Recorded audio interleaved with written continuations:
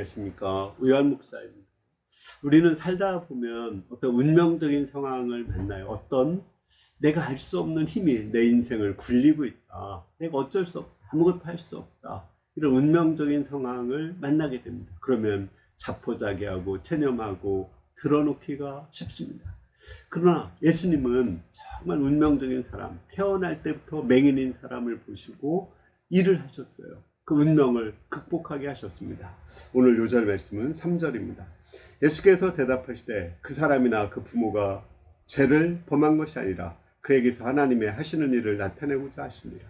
예수님은 태어날 때부터 소경인데도 하나님의 섭리가 있다고 했어요. 그 섭리를 발견하시고 예수님도 일하고 또 이 맹인도 일을 하도록 도왔습니다. 그래서 운명을 극복하도록 하셨습니다. 그래서 오늘 말씀 제목을 섭리를 발견하면 운명을 극복할 수 있다. 이렇게 말씀 제목을 잡았습니다. 1절과 2절을 보겠습니다. 예수께서 길을 가실 때 날 때부터 맹인된 사람을 보신지라 제자들이 물어 이르되 라삐어 이 사람이 맹인으로 난 것이 누구의 죄로 인함입니까? 자기입니까? 그의 부모입니까? 제자들은 길을 가다가 어떤 한 맹인 거지가 동냥하고 있는 걸 보았습니다. 너무나 슬프죠. 태어날 때부터 맹인해요. 이를 보자 제자들은 물었어요. 선생님, 이 사람이 맹인으로 난 것이 누구 죄 때문입니까? 이 사람의 죄입니까? 아니면 부모의 죄입니까? 맹인으로 난 것에 대한 책임을 추궁하는 거예요. 제가 한번 조사를 해보니까 맹인으로 태어난 것은 유전적인 요인도 있고요. 또는 그 어머니의 감염으로 인한 것도 있고 또 태아 자체가 미숙해서 생긴 그런 문제도 있습니다. 예를 들어서 선천성 녹내장, 백내장 또는 시신경의 손상, 망막 손상 이런 것으로 인해서 선천성 그 맹인이 되게 됩니다. 그러면 이러한 책임을 알고 그 무슨 원인 때문에 이렇게 되었다고 안다고 하면 그게 도대체 무슨 도움이 되겠습니까? 어머니 때문에 맹인이 되었어요. 조상 때문에 맹인이 되었으면 그럼 평생 어머니 조상을 원망하겠습니까? 아니면 태아 자체의 미숙으로 인해서 맹인이 되었어요. 그러면 자신의 운명을 탓하겠습니까? 이렇게 누구의 책임을 찾으면 아무 일도 할 수가 없습니다. 우리 인생도 마찬가지거든요. 이런 운명적인 상황에 놓이게 됩니다. 태어날 때부터 아주 허약한 체질로 태어나 잔병 치레하는 사람이 있죠. 또 사고를 당해서 교통사고 당해서 큰 장애를 얻은 분도 있고요. 또는 암을 2번이나 이렇게 걸린 사람도 있고 또 이혼을 해서 정말 사람을 잘못 만나서 아주 고통하고 사기당하고 이런 사람도 있습니다. 이런 운명을 만났을 때 누구의 책임이냐 이걸 따져서 도대체 무슨 소용이 있습니까? 아무 일도 할 수가 없습니다. 성경에 보면 이런 운명적인 상황에서도 남의 탓을 하지 않고 열심히 일한 사람이 나옵니다. 저는 대표적인 사람이 요셉이라고 생각합니다. 요셉은 우리가 잘 알듯이 형들이 시기해서 그를 팔았죠. 노예가 되었어요. 또 노예로 거룩하게 살다가 누명을 쓰고 그는 감옥에 갇혔어요. 그러면 그가 감옥에 갇힌 것은 형들의 시기심 때문에 그렇고 또 주인 보디발과 그의 처의 그 악함 때문에 그런 것인데 평생 그들을 원망하고 복수하고 분노한다면 도대체 무슨 유익이 있습니까? 요셉은 그렇게 살지 않았습니다. 비록 그가 노예로 있어도 죄수로 있어도 그 가운데서 열심히 일했습니다. 이를 볼 때 우리가 아무리 운명적인 상황에 놓인다고 할지라도 다 원망하고 체념하고 절망할 수는 없다는 거예요. 그렇지 않게 사는 사람도 많이 있다는 걸 볼 수 있습니다. 그럼 우리가 어떻게 하면 이 운명적인 상황을 극복하고 열심히 일할 수 있을까요? 오늘 3절에서 5절을 보겠습니다. 예수께서 대답하시되 이 사람이나 그 부모의 죄로 인한 것이 아니라 그에게서 하나님의 하시는 일을 나타내고자 하심이라. 때가 즉 낮음에 나를 보내신 이의 일을 우리가 하여야 하리라. 밤이 오리니 그때는 아무도 일할 수 없느니라. 내가 세상에 있는 동안에는 세상의 빛으로다. 예수님은 우리가 일을 해야 된다. 또 이 맹인도 일을 해야 된다. 해야 된다. 머스트, 당위로서 일을 해야 된다고 말씀했습니다. 근데 일을 해야 되는 이유를 2가지를 말씀했습니다. 첫 번째는 하나님의 섭리가 있다는 거예요. 이 맹인에게도 하나님의 하시는 일이 있다. 하나님의 선하신 섭리가 있다는 거예요. 아니 맹인으로 태어났는데 무슨 하나님의 선하신 섭리가 있습니까? 우리가 결과적으로 보면 이 맹인은 그 맹인으로 태어났기 때문에 예수님을 만나고 육신의 눈을 떴을 뿐 아니라 나중에는 영적인 눈도 뜨고 구원받고 천국 가게 되었습니다. 그리고 영적으로 맹인된 많은 사람들에게 복음을 전해서 눈을 뜨게 하는 삶을 살았습니다. 그것이 그에게 두신 하나님의 섭리입니다. 이 섭리를 할 때 그는 열심히 일을 할 수가 있고 또 예수님을 믿고 순종하는 삶을 살 수가 있습니다. 두 번째는 때가 아직 낮임에 우리가 일을 해야 된다고 했어요. 낮이라는 건 젊을 때죠. 저녁은 좀 늙을 때고 또 밤이라는 건 죽을 때를 말합니다. 우리 젊을 때 열심히 일을 해야 돼요. 죽으면 일 못해요. 또 늙어도 젊을 때 할 수 있는 일을 할 수가 없습니다. 따라서 우리는 살아있는 동안에 하나님이 우리에게 일을 줘서 맡겨서 이 세상에 보냈거든요. 그 일을 우리는 다 완수하고 하나님 나라에 가야 됩니다. 저는 지금까지 돌아볼 때 하나님께서 천안 개척에 일을 하게 하셨고 성경 66권 강해서 쓰는 일, 선교사 파송하는 일을 하게 하셨습니다. 지금 노년에 유튜브 하는 일을 하고 또 하나님 나라를 우리의 가정과 교회에 이렇게 완성해 가고 실현해 가는 일, 그 일을 하고 있습니다. 얼마나 이 일을 할 수 있다는 것이 감사한지 모릅니다. 따라서 우리는 하나님의 섭리를 발견하고 그 섭리를 살아있을 때, 특히 젊었을 때 열심히 일을 해야 됩니다. 그러면 어떻게 일을 해야 될까요? 우리 6절에서 7절을 보겠습니다. 이 말씀을 하시고 땅에 침을 뱉어 진흙을 이겨 눈에 바르시고 이르시되 실로암 못에 가서 씻으라 하시니 실로암은 번역하면 보냄을 받았다는 뜻이라. 이에 가서 씻고 밝은 눈으로 왔더라.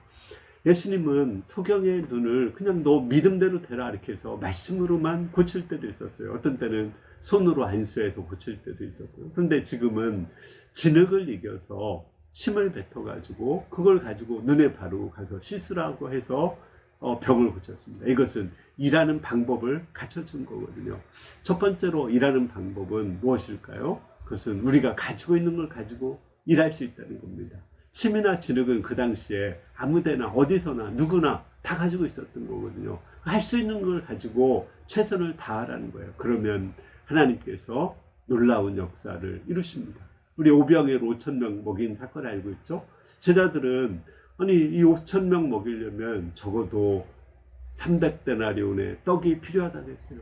아무것도 할 수 없다고 했어요. 그러나 예수님은 떡 몇 개를 찾으시고 그걸 가지시고 이겨서 결국은 그 5,000명의 무리를 먹게 하고 12강주리가 남게 하셨죠. 이와 같이 우리는 그 떡 몇 개, 그것이 내가 가지고 있는 거죠. 그걸 가지고 일할 수 있습니다. 구약의 사르밧 과부도 떡 조금하고 기름 가지고 이제 그거 먹고 자살하려고 자식하고 생각하고 있었습니다. 그런데 그 엘리야가 그걸 가지고 떡을 만들어서 먼저 나한테 대접하라고 했어요. 내가 가지고 있는 걸 가지고 나를 위해 살지 말고 하나님을 위해서, 다른 사람을 위해서, 주의 종을 위해서 살라는 말이죠.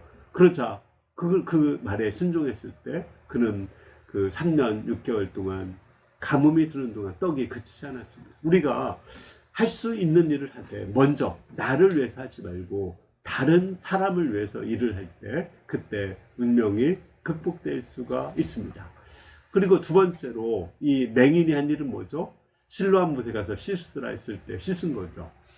거기서 실로암 못까지는 한 500m 된다고 하더라고요.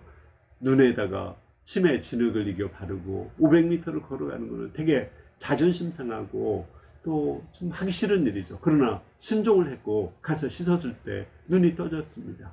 이처럼 우리가 자존심을 버리고 하나님의 뜻에 순종하면 하나님께서 운명을 극복하게 하십니다. 나만 장군 알죠? 나만 장군도 엘리사가 밖에 나가서 안수하지도 않고 그냥 가서 그 요단강에 가서 7번 씻으라 했을 때 너무 자존심 상해서 돌아가려고 했습니다. 그러자 사환이 더 큰 일을 시켜도 해야 되는데 아니 왜 이걸 하지 않습니까? 그 말을 듣고 순종해서 7번 씻었을 때 병이 나았습니다. 운명이 극복된 거죠. 이와 같이 우리가 성경 말씀을 통해서 하나님의 뜻을 알았을 때 또는 마음의 성령의 소원을 통해서 하나님의 뜻을 알고 또 하나님이 세우신 권위자들을 통해서 나에게 말씀하실 때 아멘하고 작은 일부터 순종을 배우면 우리의 운명이 극복될 수가 있습니다. 결론적으로 우리 3절 요절 말씀을 다시 한번 읽어보겠습니다. 예수께서 대답하시되 이 사람이나 그 부모의 죄로 인한 것이 아니라 그에게서 하나님의 하시는 일을 나타내고자 하십니다. 서론에서 얘기한 것처럼 우리는 운명적인 상황을 만나게 됩니다. 어떤 힘이 나를 내 의지와 상관없이 나를 굴리고 있다. 이럴 때 아무것도 할 수 없는 상황이 있어요. 태어날 때부터 소경으로 태어납니다. 도대체 이건 나 의지하고는 아무 상관이 없는 거죠. 그러니까 체념하고 절망하고 드러눕고 그냥 운명에 순응하며 살기 쉽습니다. 그러나 그렇지 않습니다. 오늘 말씀처럼 우리의 운명 속에는 하나님의 놀라운 섭리가 있죠. 그 하나님의 섭리를 발견하고 우리가 할 수 있는 일, 특히 낮에 젊었을 때, 살아있을 때 나를 이 세상에 보내셔서 주신 일이 있거든요. 그 일을 찾고 열심히 내가 할 수 없는 걸 하지 말고 할 수 있는 일을 하면 됩니다. 그리고 진흙을 이기고 침을 뱉고 또 하나님의 소원에 순종해서 일을 하면 돼요. 그런 대표적인 예가 저는 요셉이라고 생각이 됩니다. 요셉은 정말 17살에 그 노예로 팔렸어요. 그리고 그 전에 자기 친엄마가 돌아가셨습니다. 그는 노예로 살다가 또 누명을 쓰고 감옥에 갇혔어요. 얼마나 운명적입니까? 자기 의지와 상관없이 주위 사람들에 의해서 자신은 인생은 막 굴려지는 것 같죠? 그냥 체념하고 절망하고 사람들을 원망하고 복수하고 그렇게 살기가 쉽습니다. 그러나 그는 그렇지 않았어요. 그때 그는 하나님이 자신에게 주신 섭리를 발견했습니다. 그에게는 지도자가 되는 꿈이 있었거든요. 모든 그 사람들이 자기에게 절하는 지도자가 되는 꿈을 꿨고, 이 모든 나의 고난은 지도자가 되기 위해서 하나님의 훈련이구나. 그런 하나님의 섭리를 발견하니까 그 고난에 의미가 생기고 소망이 생겼습니다. 그러니까 노예로 있었어도 열심히 일을 했고 또는 죄수로 있었어도 열심히 일했죠. 내가 할 수 있는 일. 자기도 억울하게 되었기 때문에 억울하게 술 맡은 자, 떡 굽는 자가 이렇게 감옥에 온 걸 보고 그들의 근심을 풀어주었습니다. 또 감옥에서 정치 지도자들을 만나서 정치학 수업을 들었고 하나님의 때를 기다리는 훈련을 받았습니다. 또 가정 총무하면서 이렇게 전체적인 일을 계획하고 구상하고 실천하는 그런 일을 배우게 되었습니다. 그렇게 자기가 할 수 있는 일을 최선을 다했을 때 하나님이 그의 인생의 운명을 바꿔주시고 그를 애굽의 총리로 쓰셔서 그를 통해서 많은 이제 애굽 사람들을 구원하고 또 야곱의 후손들을 구원하게 하셨습니다. 얼마나 멋있습니까? 우리도 우리 인생에 슬프고 운명적인 것이 있어도 이것이 하나님의 섭리가 있다는 걸 알아야 됩니다. 상처받은 치유자라는 말이 있어요. 그런 책이 있거든요. 그것은 무슨 말이냐면 우리가 상처를 받았기 때문에 다른 상처받은 사람들을 이해할 수가 있어요. 그 사람들을 위로할 수가 있고 그 사람들을 도울 수가 있습니다. 따라서 우리가 상처를 받았다는 것은 운명적인 상황이지만 그 상처 속에 있는 하나님의 섭리 또 의미를 깨닫고 그 상처를 극복하기 위해서 열심히 일을 하다 보면 나만 해결되는 것이 아니라 다른 사람들을 돕는 사람으로 목자로 내가 쓰임받을 수가 있습니다. 여러분들이 모두가 이렇게 운명적인 상황에서 하나님의 섭리를 발견하고 젊었을 때 하나님이 나에게 맡기신 일을 발견하고 열심히 일을 해가지고 운명을 극복하고 또 많은 사람들을 돕는 목자의 삶을 살 수 있기를 기도합니다. 아멘. 기도하겠습니다. 하나님 아버지, 오늘 말씀 통해서 우리가 운명적으로 태어나지만 그 속에 하나님의 섭리가 있고 또 하나님이 나에게 하도록 하시는 그 일이 있다는 것을 발견합니다. 이를 깨닫고 우리가 할 수 있는 일, 또 하나님이 나한테 맡기신 일, 순종하는 일을 열심히 하기로 원합니다. 감사합니다. 예수님의 이름으로 기도합니다. 아멘.